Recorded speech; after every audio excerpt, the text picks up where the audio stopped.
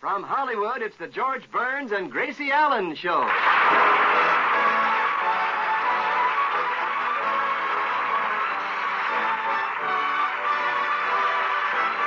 With Bill Goodwin, V. Benaderet, Hal March, and Marvin Miller.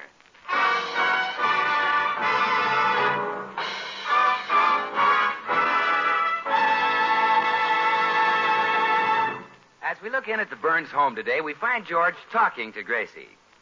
Sounds simple, doesn't it? We'll try it sometime. You look worried, Gracie. What's the trouble? I think too much, George. I'm afraid my brain will wear out.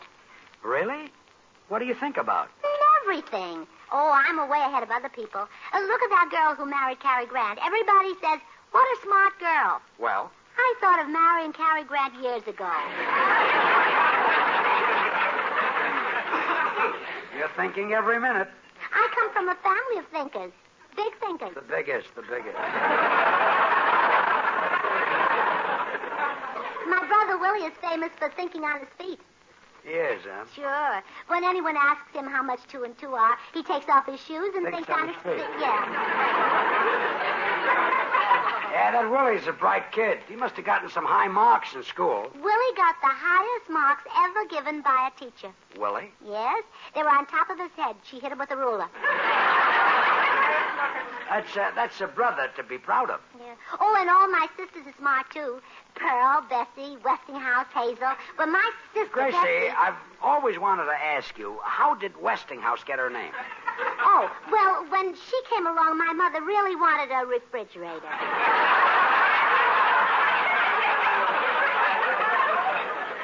Westinghouse Allen. Nice name. Well, anyway, my sister Bessie... Gracie, aren't you getting kind of tired? No, I could talk for days about my family. That's what I'm afraid of, yes. You know, Gracie, I think you've got too much time on your hands. You ought to get out of the house for a while, go places and see things. You think so? Oh, sure. Los Angeles is full of stuff you've never seen. I've seen it. I've even breathed it. I didn't mean that. Besides, that's exaggerated. This is the land of sunshine. Everyone wears smoke glasses. Yeah, but they're not smoked when they put them on. Well, there are lots of indoor things to see, like the Los Angeles Museum. There's a wonderful place to spend the day. Do you really think it'll rest my brain to go there? Believe me, honey, the museum is just the place for your brain. Then I'll go. Goodbye, sweetheart. Goodbye, honey.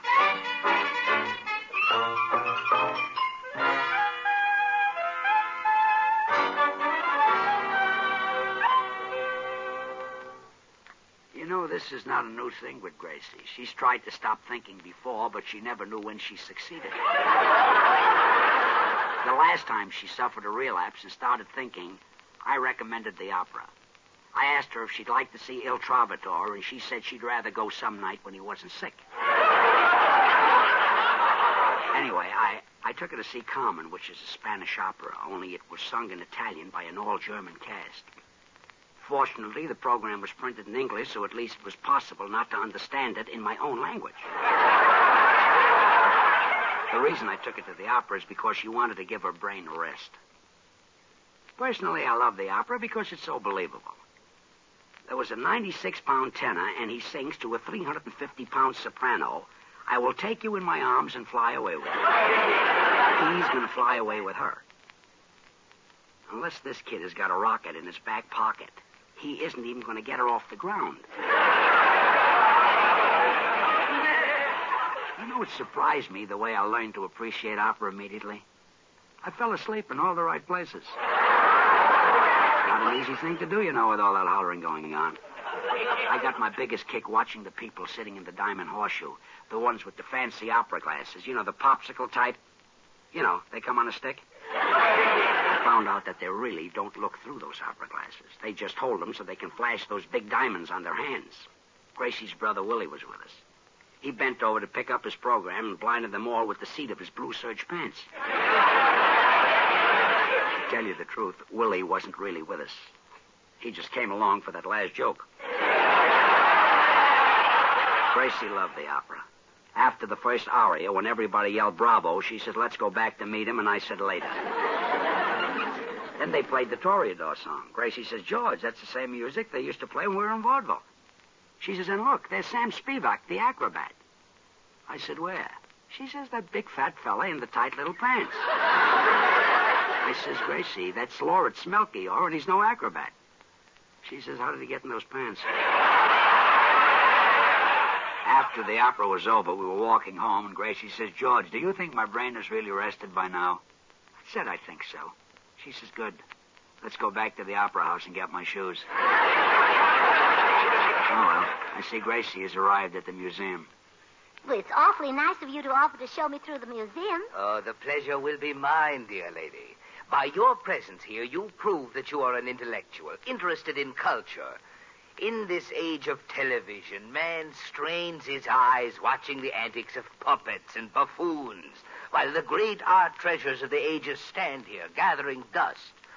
You have given me renewed faith in the intelligence of the human race. Well, thank you. Together we shall explore the civilizations of the past. Shall we begin our tour with the ancient Greeks? No, they'll slow us down. Let's go alone.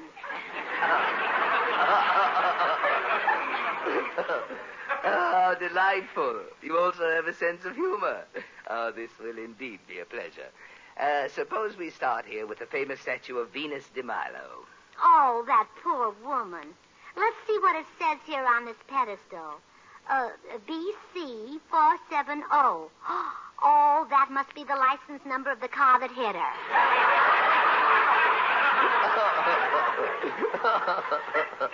Excellent, excellent. I must tell that in our curators' meeting. Oh, look at these statues. These figures are all from an ancient Greek frieze. Well, no wonder they froze. They have no clothes on. You know, a horrible doubt has just crossed my mind.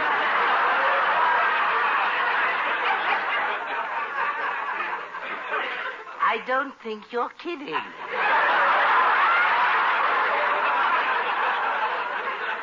of course I'm not. Now, where will we go now? Why don't you go home and watch television?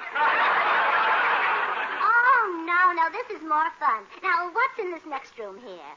Famous paintings, but I don't think you like them. Oh, yes, I would. Great artists just fascinate me. I love paintings. I have an original Botticelli I could show you. Oh, no, I want to see the pictures. Now, come along. Madam. Oh, here are the paintings. My, you have lots of them. What's this one? This is a copy of a masterpiece by Michelangelo. Oh, yes, I've heard of Michelangelo. He paints for Life magazine. The pictures which you saw in Life magazine were painted by Michelangelo over 400 years ago. Oh, I know how it is. Those magazines take forever to publish your things. You know, I sent a story to Cosmopolitan once. Madam, I have a suggestion. Have you ever been to the Huntington Library and Art Gallery? No. It's in Pasadena. Now, there is a lovely museum. No, I don't think you should call Pasadena a museum. Just because the people are quiet and go to bed early certainly doesn't mean... I was referring to the art gallery. Now, come on, show me a picture. This next one is by Titian. All of the paintings in this group go back to the Renaissance. Oh, they just loaned them to you, huh? The paintings are ours. The Renaissance is a period in history. For example, here is a magnificent Leonardo da Vinci, 1476. I'll take it.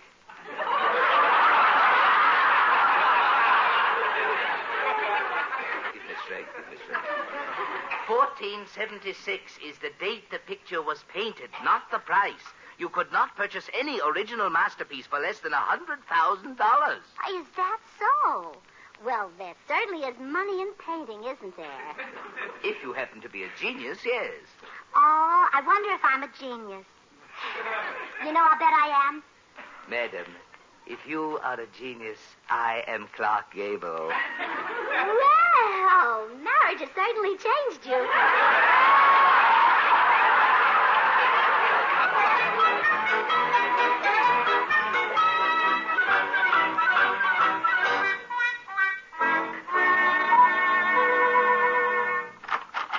Well, George, I'm back.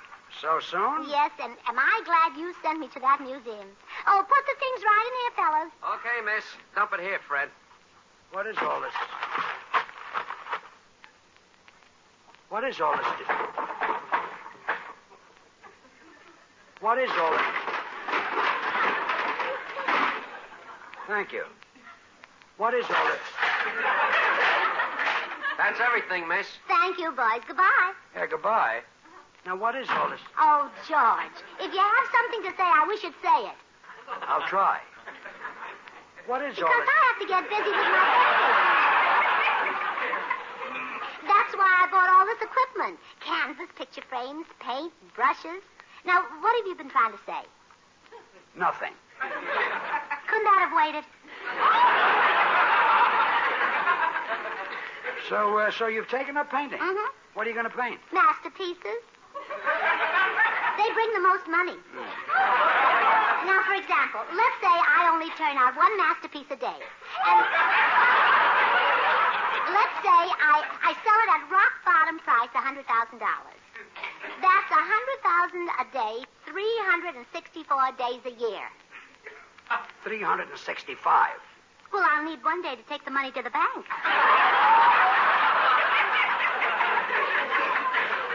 Gracie, before you can paint a masterpiece, you have to be a master, a genius.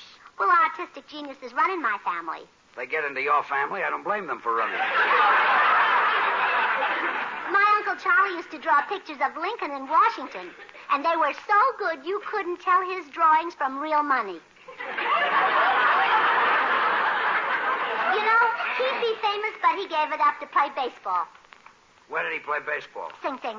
If he was so clever, how come he got caught? Well, he was so proud of his work, he signed his name to it. Well, I'm glad they put him away. Oh, not for long, though. He painted a picture of an open door on the prison wall. So? So while the guards were trying to close it, my uncle walked out the front gate.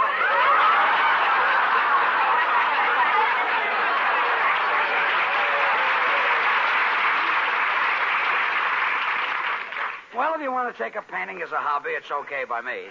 Maybe it'll keep you busy. Certainly bought enough, Hey, what's that little animal in the cage? Well, George, I'm afraid you don't know much about painting. That's something every artist must have, a weasel.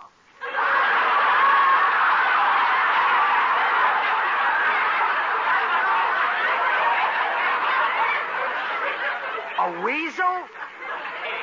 Oh, and did I have trouble finding one? No wonder great painters are scarce. There aren't enough weasels to go around. Honey, you misunderstood somebody. Painters don't use a weasel. They use an easel. Oh? A male weasel, huh? An easel holds the picture while you're painting it. Oh, what a clever little animal. Oh, but you could do it. You're as strong as a weasel. I'm stronger than a weasel, much stronger. Oh, sure.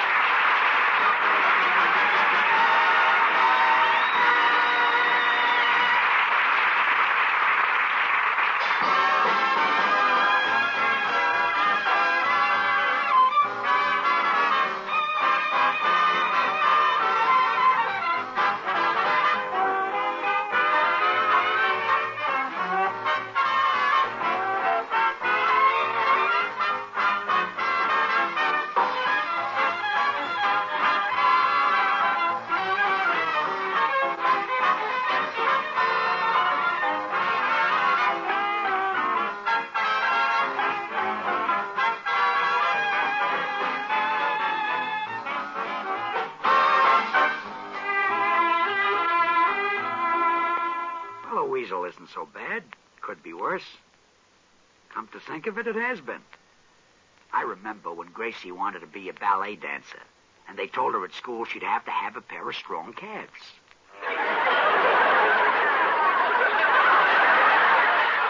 She had fresh milk for a week. It was handy, but you know how you get too much of a good thing. I'm afraid I have to disagree with you, George. Our product is one good thing you just can't get too much of. Then we insert the middle commercial here.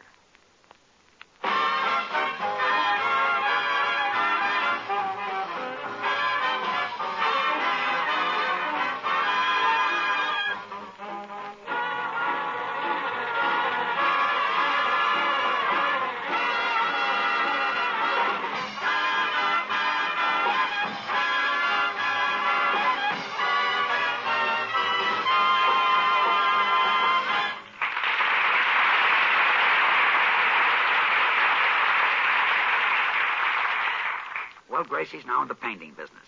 She came home with $200 worth of artist material and was painting everything in sight. Finally, I put my foot down. I got red toenails. You know, at one point I thought she was going to give up the whole thing. That was when she laid down her brush and said, George, I'm kind of discouraged. "What's the trouble, Gracie?" Well, I've been painting for 2 hours now, and I still haven't turned out a masterpiece. Well, you're just a slow starter, that's all. Of course, I've had some bad luck. First of all, I'm getting no cooperation whatever from that weasel. I forgot to take it back to the pet shop. Well, you said he'd hold the picture for me. But the minute I let him out of the cage, he ran under the house. I didn't say that. I crawled in after him, but I finally had to give it up. It's too dark to paint under there. That would even slow down Rembrandt. And I'm having trouble mixing the paint, too. I got a bucket and mixed all the colors together in it. What color did you get? Aluminum. That's the only color buckets they had.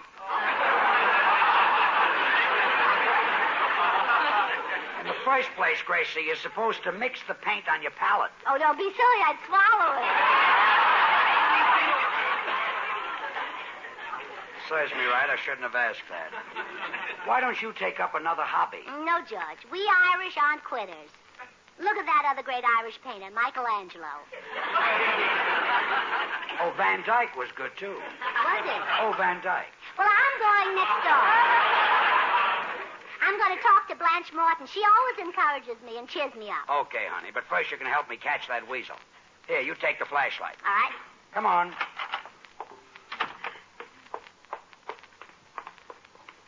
There we are. Now, you throw the light under the house while I crawl in. All right. Well, turn it on. Well, I can't. You told me to throw it under the house. Go see Blanche Morton.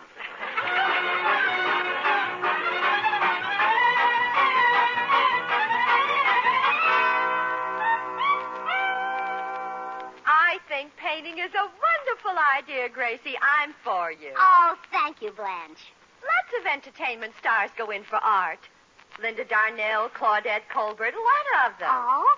Linda did a beautiful portrait of her husband. And do you know what Irene Dunn did? No, what did she done do?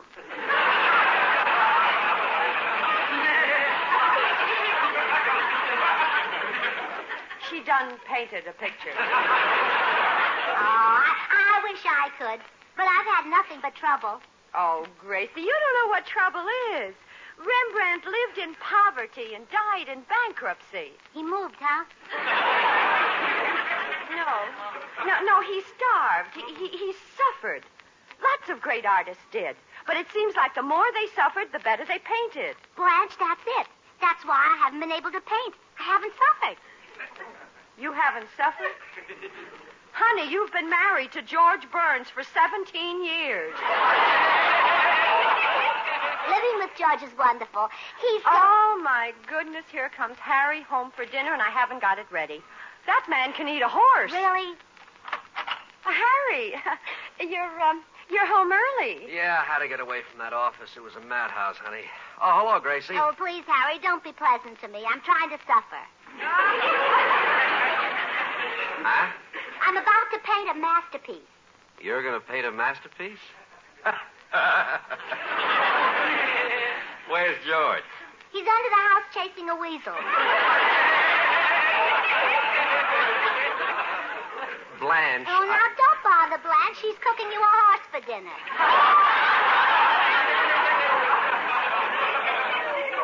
Well, back to the office. Wait, Harry.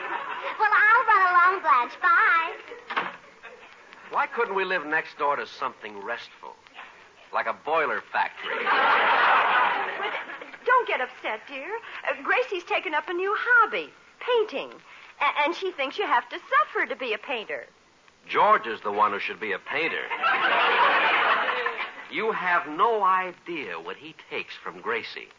No, but it must be quite a tidy sum.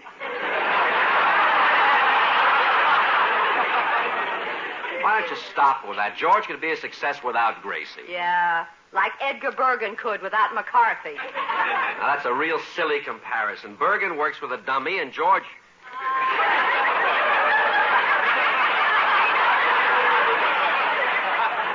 Okay, you win that point. Don't you go insinuating that Gracie's a dummy. She's perfectly normal. Normal, huh? Do you know what she did when her alarm clock broke? What? She telephoned Time magazine and left a call for 7 o'clock.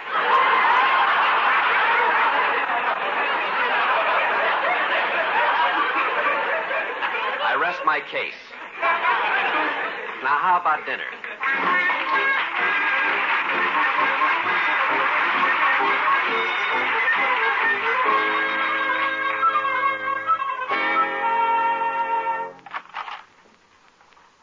Back again, Rembrandt?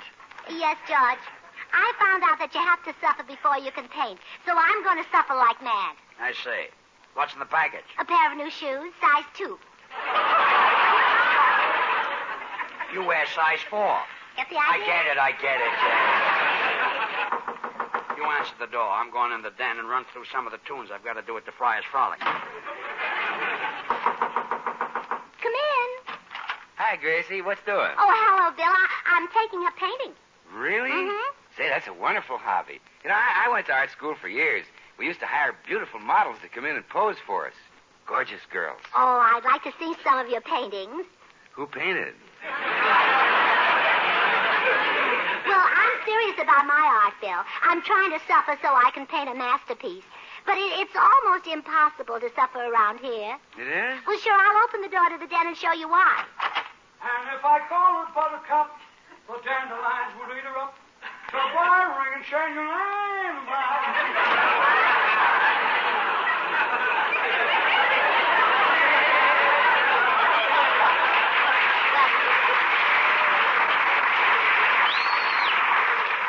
Did you hear that?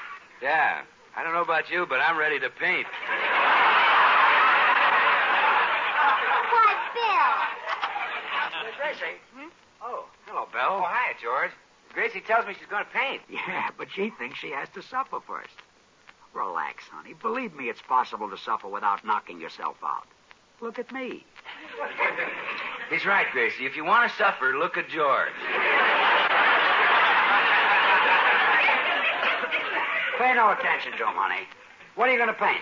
Why, you, of course. Me? Yeah, in some famous pose like September Morn. You're going to paint me nude? Oh, of course not. I'll wear a smock.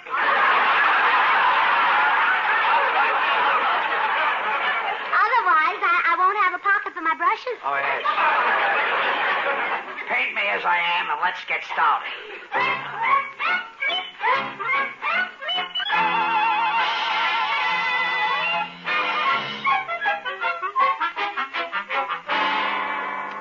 Now, be patient, George. It's almost finished. Just a few more strokes of the brush. I'm dying to see it. Well, it's truly a masterpiece. I'm so glad I bought these tight shoes. Does it look like me? Look like you. Well, it's so good, I can hardly tell you apart. Are you tired, dear? A little. Why don't you answer me? Just it. How do you like that? I was talking to the picture.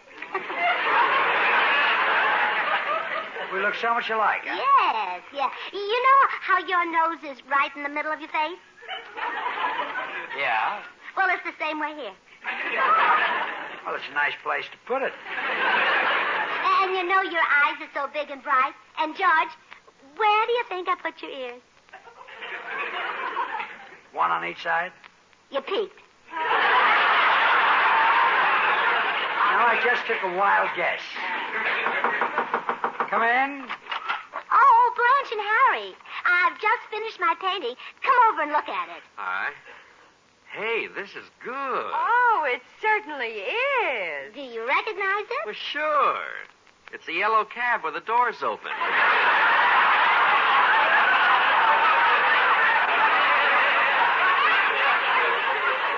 Harry, don't be ridiculous.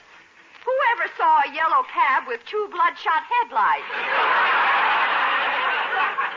And a radish hanging between them. George, are you going to sit there and let these people say things like that about you? George, this is a picture of you? Yes, Harry. Oh. Oh, well, George, we didn't know that. We didn't know that. We owe you an apology. Apology we owe you. But it's a wonderful likeness. The only difference between this picture and you is that the radish on your face is lost.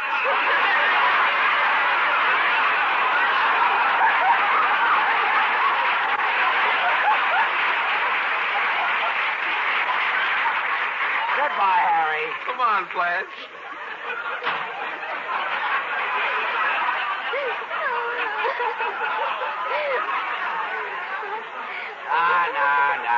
Now, Gracie, stop crying. Stop it. What do they know about painting? I'll bet it's good. Turn it around so I can see it. There. Why, that's... By golly, it does look like a yellow cat. Oh, I was only kidding. Oh, don't be discouraged. I'll tell you what. You know that new dress you saw in Magnan's window? It's yours. Can I have a new hat to go with it? Sure you. And a coat? Okay, you can have the coat, too. Baby. Now, stop. Forget the painting. We'll burn it. Well, that is beautiful. It's a masterpiece. And what are you crying about? These shoes hurt my feet. Oh, no.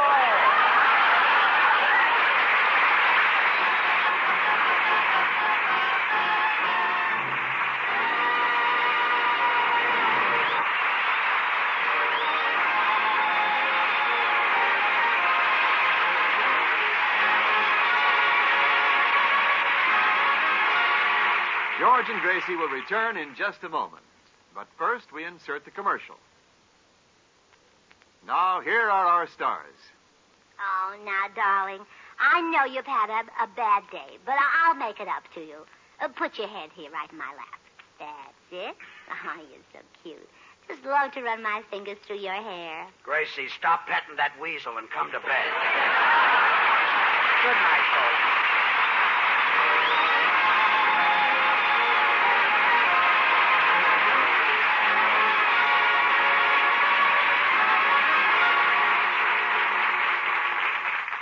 The George Burns and Gracie Allen program was transcribed in Hollywood.